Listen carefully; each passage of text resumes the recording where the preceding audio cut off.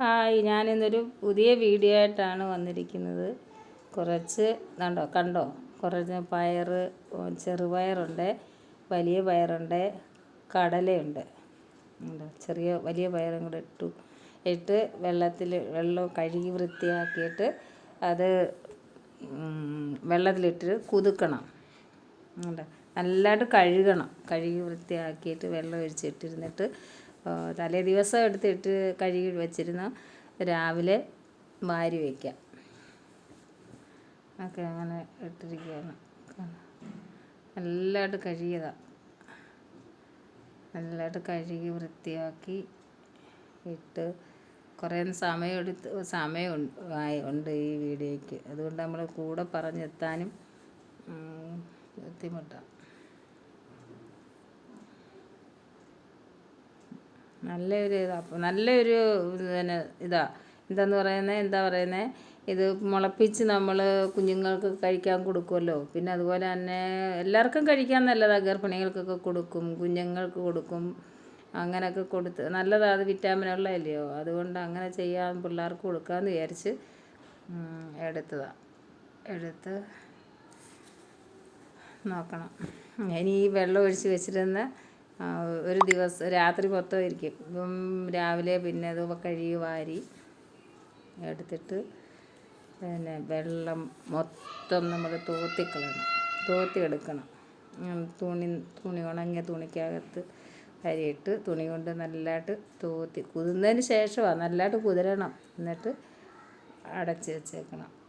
കാസറോളിലോ അടപ്പുള്ള ഒരു പാത്രത്തിനകത്ത് അടച്ചങ്ങ് വെച്ചിരുന്ന അടുത്ത ദിവസം നമ്മൾ നോക്കുമ്പം നല്ലതായിട്ട് മുള വരും. ഇതിലിട്ട് നല്ലതായിട്ട് ഞാൻ തുണി വെച്ച് തുണിക്കകത്തിട്ട് തുണി വാരി പിടിച്ച് എല്ലാം വൃത്തിയാക്കി തോരണം. നല്ലതായിട്ട് കുതിർന്നതായതുകൊണ്ടാണ് നല്ലതായിട്ട് തോരണം. വെള്ളത്തിലിട്ട് വെച്ചിരുന്ന അതിനൊരു ടേസ്റ്റ് കുറവുണ്ടാകും. വെള്ളം പിടിച്ചങ്ങ് കിടക്കും. അതിനെ വാരി വെച്ചാൽ എങ്ങനെയായാലും വെള്ളത്തിൻ്റെ ഒരു നയം ഉണ്ടാവും.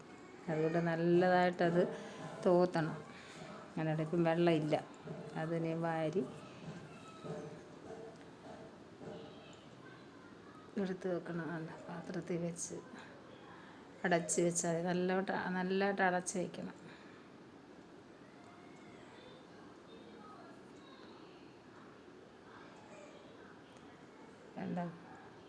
ഇതിൻ്റെ കൂടെ നമുക്ക് ബീൻസ് അത് എടുക്കാം. പിന്നെ എന്ത് പയർ വേണേലും മുള വരുന്ന എല്ലാ സൈസ് പയറുകളും വാരിയിട്ട് അതിപ്പോൾ നല്ല ഭംഗി അങ്ങനെയൊക്കെ ഇരിക്കുമ്പോൾ ഇതിപ്പോൾ 3 സൈസേ ഉള്ളൂ. കപ്പലണ്ടി അതൊക്കെ ഇട്ട് മുളപ്പിക്കാൻ പറ്റും. ഇതിൻ്റെ കൂടെ അടച്ച് മാറ്റി വെച്ച് അടുത്ത ദിവസം എടുത്തപ്പം കണ്ടോ നല്ലതായിട്ട് ഇങ്ങനെ മുള വരുന്നുണ്ട്. കാണാൻ തന്നെ നല്ല ഭംഗിയാണ്. അത് പിന്നെ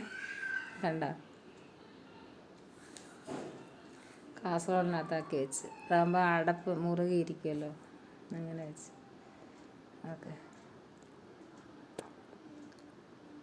നല്ല ഭംഗി. പയർ തനിച്ചായാലും നല്ലതാണ്. ഇതിനകത്ത് ചിലതിലൊക്കെ മുള വരാനോ ഉണ്ടാവും. ഈ കടലയ്ക്ക് വന്നിട്ടുണ്ട് എങ്കിൽ തന്നെ ഇടയ്ക്കൊക്കെ അങ്ങനെ കിടക്കും. വേറെ ഇടാമെങ്കിൽ അത്രയും നല്ലതാണ്. അപ്പം 2-3 പാത്രത്തിലായിട്ട് നമ്മൾ വയ്ക്കണം. ഇതാകുമ്പോൾ ഒന്നിച്ച് പല സൈസ് ഇങ്ങനെ മുള വന്നിരിക്കുന്ന കാണാൻ തന്നെ നല്ല ഭംഗിയാണ്.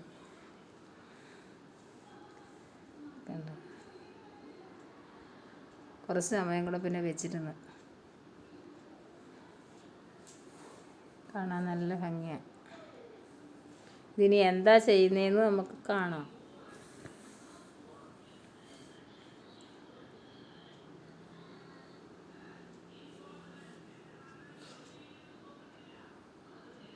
എന്നിട്ട് ഒരു തട്ടുപാത്രത്തിനകത്ത് അടിയിൽ വെള്ളം ഒഴിച്ചിട്ട് ഹോളുള്ള ഇതിനകത്ത് വാരി വയ്ക്കണം.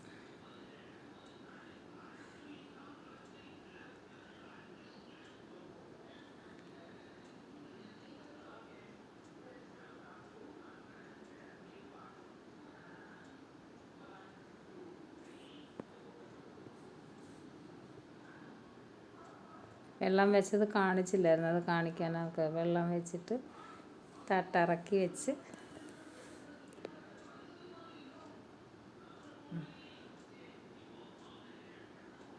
വെച്ചിട്ട് പാത്രം ചൂടാകുമ്പം ഒന്ന് അടച്ച് വയ്ക്കുക.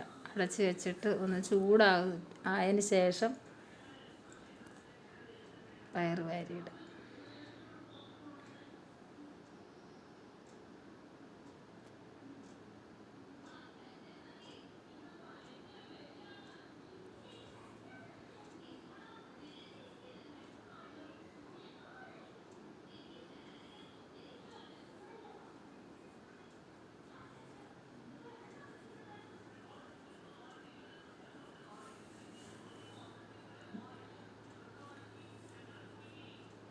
കുറച്ച് സമയം എടുക്കും അത് വാരിയിട്ട് എടുത്ത് കുറേ സമയം.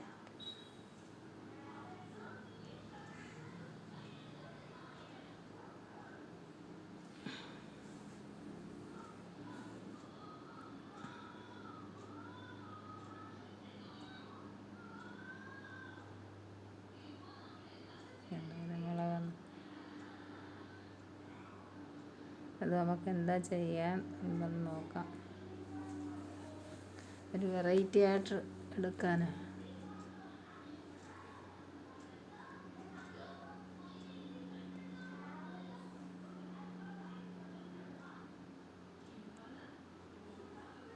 നല്ലതായിട്ട് ആവി വരണം. നല്ലതുപോലെ ഇച്ചിരി ഉപ്പ് ഇവിടെ ഇട്ടിട്ട് നല്ലതായിട്ട് ലേശം ഉപ്പിട്ടാൽ മതി.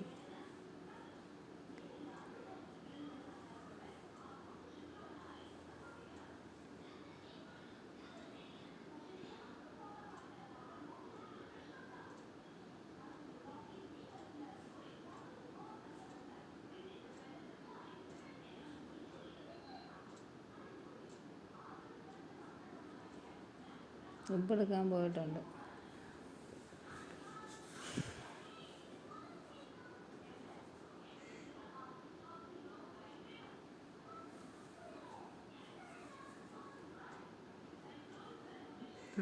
ഇളക്കി വയ്ക്കണം.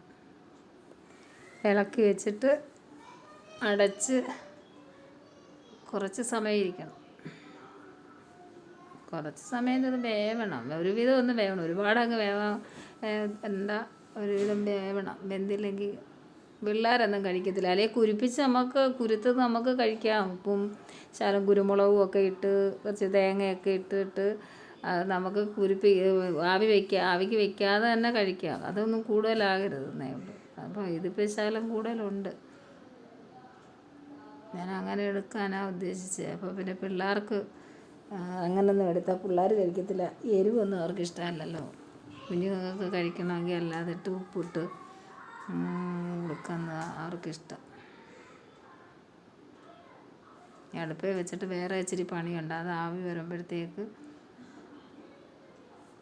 കുറച്ച് തേങ്ങ തിരുമ്മിയെടുത്ത് അതിൻ്റെ കൂടെ എന്തൊക്കെയാണ് ചേർക്കുന്നതെന്ന് നോക്കാം.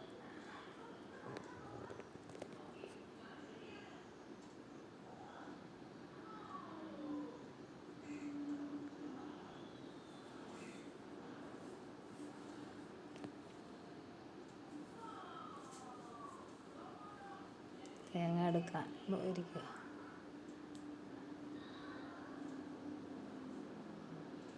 ആവിക്ക് വെച്ചിട്ട് പിന്നെ അതിൻ്റെ കൂടെ ചേർക്കേണ്ട സാധനങ്ങളെല്ലാം ഉണ്ടാക്കണം. ഇനി അത് എടുത്ത് വേണം.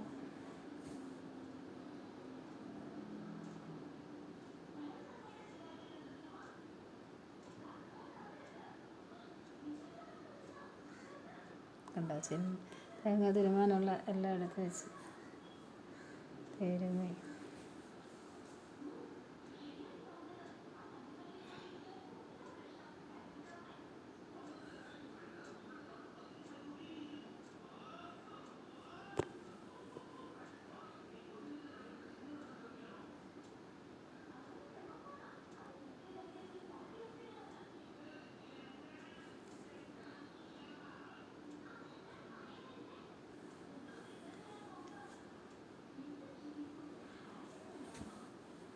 തേങ്ങ തിരുമിയിട്ട് അതിൻ്റെ കൂടെ ചേർത്ത്